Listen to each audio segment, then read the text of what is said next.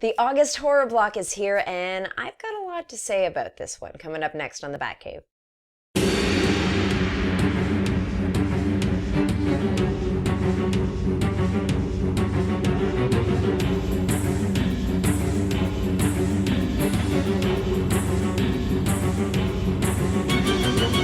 Hi everybody, welcome to the Batcave. If you're new to the Batcave, I'm your host, Lady Hellbat, and if you're new to Horror Block, it is a monthly subscription service that you sign up and you get a shoebox of horror-themed goodies delivered to your door every single month.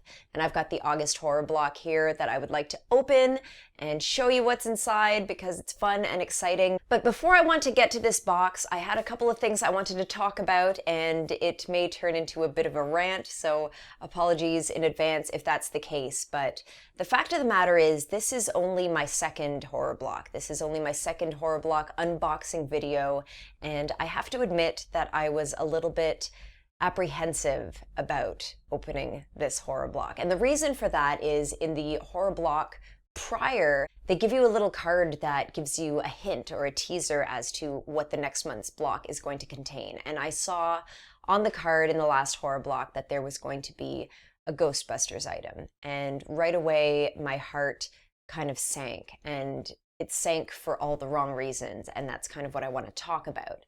Now, unless you've been living under a rock, I'm sure you're aware of the great shitstorm outcry that surrounded this film. This film did not get a fair shake at all. It was boycotted by the internet right off the bat as soon as the fucking trailer came out, and it was something that was really hard for me to watch, both as a horror journalist and film critic and a feminist. So I watched the film earlier this summer with my Faculty of Horror co-host Alexandra West, and we watched the film, and when it was over, we had such strong feelings about it that we knew we had to record a Faculty of Horror podcast episode. Usually we take August off, we call it our monthly hiatus so that we can enjoy the summer, but we just felt so strongly about this film that we really wanted to make an episode. And so we did, and we talked about feminism, and we talked about the importance of representation, and we talked about what this movie meant to us as childhood fans of Ghostbusters who couldn't find toys that were girl Ghostbusters and couldn't find jumpsuits that were girl Ghostbusters. And Alex even told a story about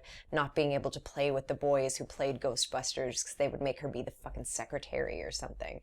So we made this episode and we put it out, and we got tons and tons and tons of really awesome feedback about it. Feedback from a lot of women, but also a lot of men, a lot of fathers of young daughters who were so happy to be able to have this film to show that anything was possible. And we got a ton of support from people who felt like they couldn't say how much this movie meant to them because they were afraid of the backlash. And that was something that I understand too well, because here I am being apprehensive about opening a horror block because there's going to be a Ghostbusters thing inside, and I'm going to be like, oh, this is cool, or oh, this is crap. And whatever my reaction is about it, I feel somehow accountable to this hostile neckbeard audience that is going to run me off Twitter if I say the wrong thing. Like, it sounds ludicrous, but that really is the state of the internet right now. Then later in the summer, something else sparked a bunch of outrage right here on YouTube, and that was the terms of service change. Now, some of you might have heard that YouTube announced a change in their terms of service, specifically with regard to what videos are eligible for monetization. They added a couple of terms about, you have to watch the swearing, you have to watch the profanity, you have to watch the content. Your content has to be advertiser friendly. Now, obviously, these are very vague terms that are very frustrating for people like me who like to follow the rules. If you follow me on social media, you know that I get really fucking pissed off when I get dinged for copyright claims because I really try hard to cover my tracks. If I'm using a clip, I credit it appropriately. I use an appropriate amount. I always use it transformatively and for purposes of analysis and whatever. But several big channels were getting dinged about this monetization thing, and the outrage just lit up the internet like wildfire. Now, I get it. Like, getting revenue from YouTube for videos is a huge incentive. It's a really wonderful perk, basically. A lot of time and effort goes into making these videos, editing them, uploading them. I don't think people who don't make videos can actually imagine how much work it is. So I really do understand where channels are coming from in terms of some of the bigger channels that have come to rely on this revenue as part of their income. And to have that compensation stripped away for seemingly really arbitrary and unclear reasons is really frustrating, and I totally get that. But what really set me off about this outrage was concerning the word censorship. To put it simply, there is no censorship at play with YouTube's new terms of service. There is no censorship. Censorship has to do with suppression of free speech, and there is good censorship out there. There is censorship against hate speech, which is really important. There is censorship against child pornography, against slander and libel. Like, these are censorships that are in place to protect society. Where it gets problematic is when you are not allowed to express your dissent with political figures, for example, if you're not allowed to criticize the police or monitor the police. Those are really important hot topics that I feel very, very strongly about. I feel very strongly about freedom of speech. But when you've got people crying about revenue on YouTube, really? YouTube is this wonderful, magical social media marvel where everybody with a fucking smartphone is able to have their voice heard by millions of people around the world. YouTube kicks back a little bit of ad revenue and people just get so entitled. It's fucked. It got to the point where when I got this in the mail, I was so fed up with the YouTube community that I wanted to throw it in the garbage and not make videos anymore. So in the end, the more I thought about it, the more I realized that nobody was censoring me. I wasn't going to not make a video talking about Ghostbusters or a Ghostbusters item in this horror block out of fear. That is the real censorship that we should all be afraid of.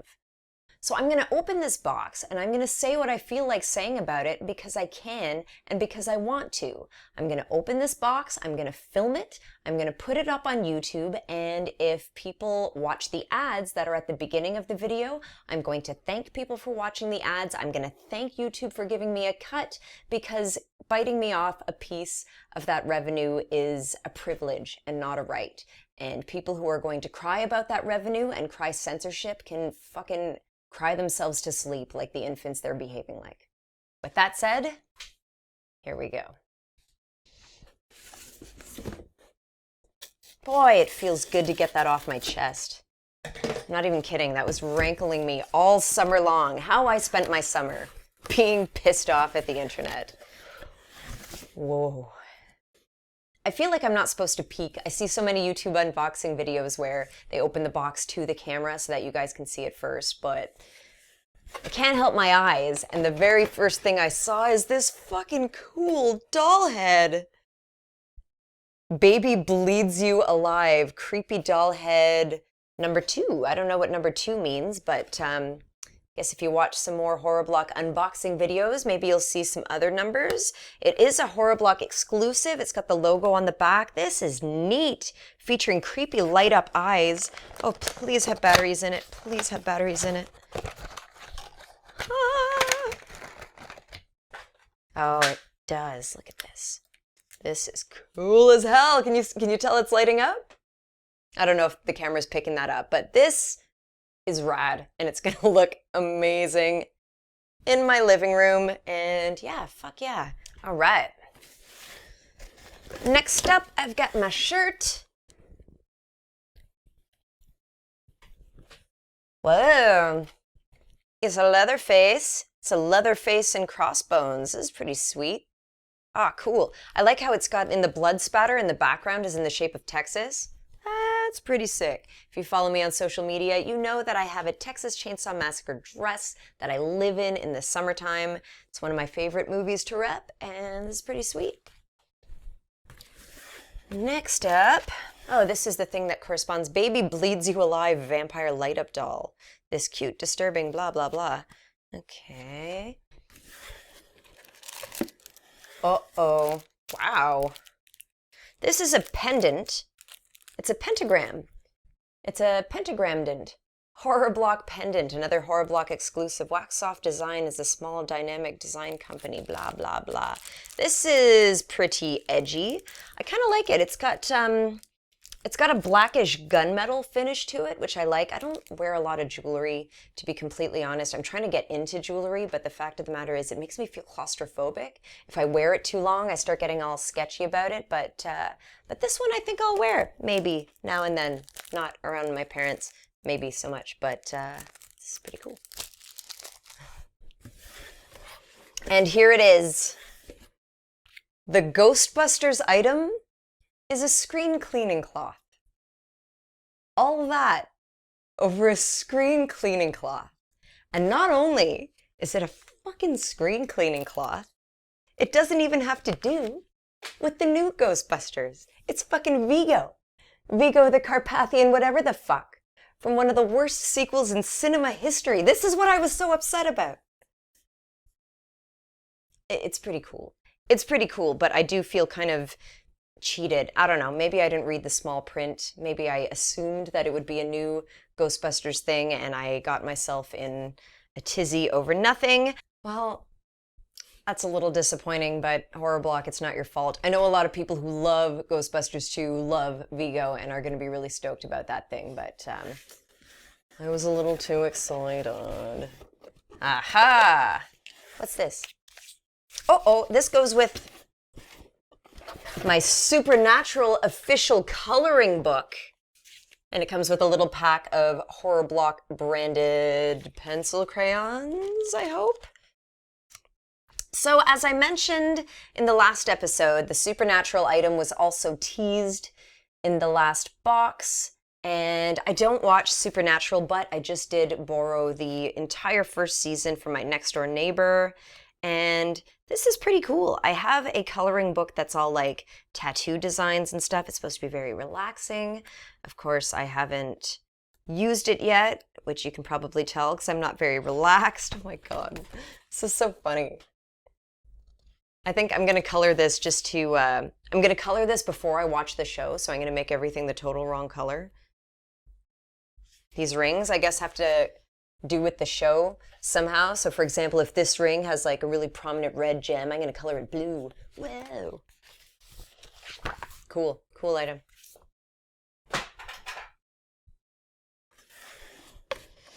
Aha! Once again, we have September's Rue Morgue magazine, and for all you Horror Block subscribers, it's actually really cool that you're getting this because we just sold out of these at the office. I had to take them down off our online store because we just plumb ran out. We sold right out of them. Might be because we have Shirley Jackson on the cover, who is arguably maybe one of horror's most unsung horror authors. She wrote The Haunting of Hill House, and she has actually a really cool biography, and it's an awesome cover story written by our staff writer, April Snellings. What else? I think I wrote a thing or two in here. That's the worst. This is totally what happens when you write for a magazine, is you look for it and you're like, where's my this and that? Where's my this and that? Total egomaniac. We've got pictures from the Dark Carnival, which I intended, and it was really cool. I actually did a Q&A with Bill Moseley that I filmed, and I'm really going to try and get up one of these days. What else? We've got a feature on a movie called Demon, which I don't know much about other than that I read this, and I want to watch it. And yeah, so Rue Morgue magazine, always great. And I think that's about it in here. Do I dare look at the teaser for next month, or am I just going to freak myself out again? Oh yeah. Next block is going to contain exclusives from It and The Shining. Motherfucker, you are speaking my language. I am a huge Stephen King fan. I don't know if I've talked about Stephen King much on this channel. Oh, I think I did on that Q&A channel. Anyway, It and The Shining are going to be like, that's my favorite Stephen King-based movie, and that's my favorite Stephen King book. I should post a picture of my copy of It on paperback. I had insomnia a little while ago, and I pulled it out, and I was afraid to open it. It is like held together with love. It is completely falling apart because I've read it so many times. But this is a really exciting one. I'm going to be really excited for that. and hopefully no more YouTube online outrages to freak me out. That would be great. So thank you for bearing with me. If you've gotten to the end of this video, I applaud you. I know that that was a bit of a rant at first, but I think these things are really important to talk about, especially since they frighten me to talk about. I'm still kind of new to YouTube. I'm still kind of scared of the power of having this big a voice on the internet. So I think it's important to talk about these things that matter a lot to me. And I think it's important to you that people speak out honestly about them. So thanks for bearing with me. I hope you enjoyed it. If you'd like to subscribe, I would like that as well. I invite you to contribute your thoughts to the comments. Like I mentioned with the Faculty of Horror episode, it was really validating and it felt really good to know that a lot of people were with me and kind of felt the same way about things. But even if you didn't, man, this is what the internet is for, to fight about it. So please leave your comments below, thumbs up, thumbs down, whichever. Just give me a thumb and give me a subscribe. And give me a like, and we'll see you next time.